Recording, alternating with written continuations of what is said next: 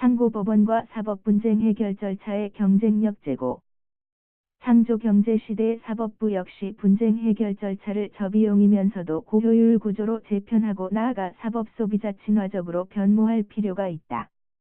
왜냐하면 사법분쟁 해결 절차는 창조경제에서도 여전히 가장 중요하고 근본적인 사회인프라이기 때문이다.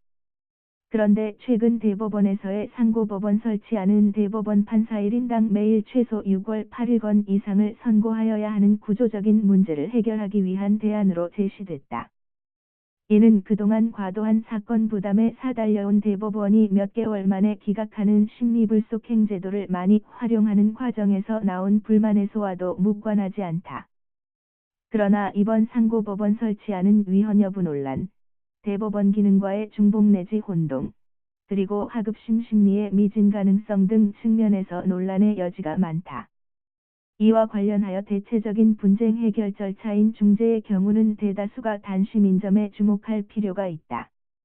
물론 법원의 3심 제도는 이는 헌법에 의하여 보장된 제도이기는 하다. 그러나 현대는 모든 것이 급속하게 진행되고 있어 이에 따른 분쟁 해결 절차도 적절한 타이밍이 중요하다. 이런 측면에서 옥상옥격인 상고법원보다는 실효성 있는 하급심 심리를 확보하는 방안이 절실하게 요청된다. 이는 하급심 판사의 증언 문제로 연결된다. 이를 통해 하급심 재판에서 실질적인 심리가 제대로 이루어질 수가 있다.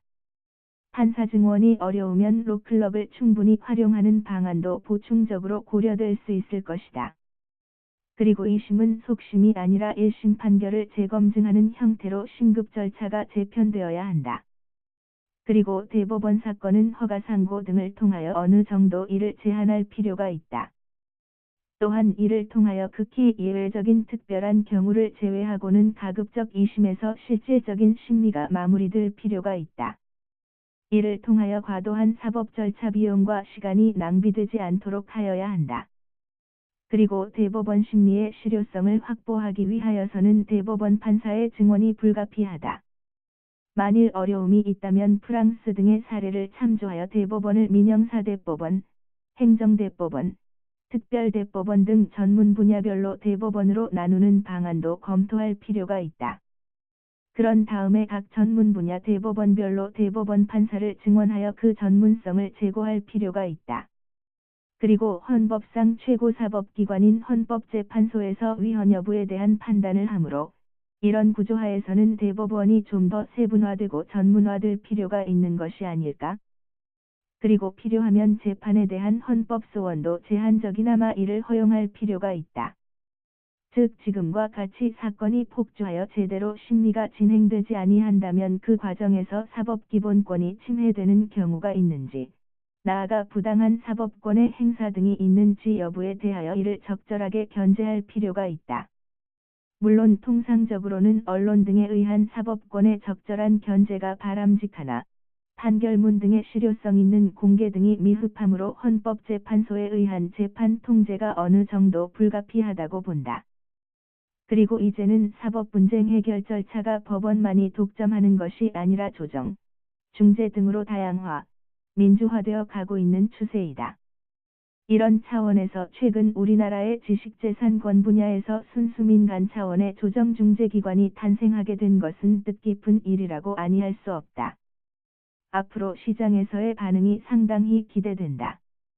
이제는 분쟁 해결 절차에 있어서도 해당 분쟁 해결 기관이 사법 소비자의 수요에 적극적으로 부응하여야 그 존재 가치 및 그 권위를 인정받게 된다.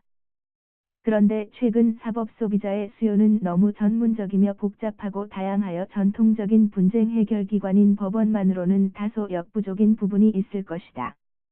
그리고 재판 절차적인 면에서도 법원이 구두변론에 초점을 두면 집중 심리가 병행되어야 함에도 그렇지 아니하고 3월 4일 주 단위로 변론 기일을 잡아 그 심리의 실효성을 떨어뜨리는 문제점 등은 조속하게 시정될 필요가 있다. 차제의 상고법원 설치안에 대해 좀 더 심도 있는 범사회적인 논의 등을 통하여 우리나라의 사법분쟁 해결 절차가 범세계적인 경쟁력을 가지게 되는 일대 전환점이 되기를 기대해본다.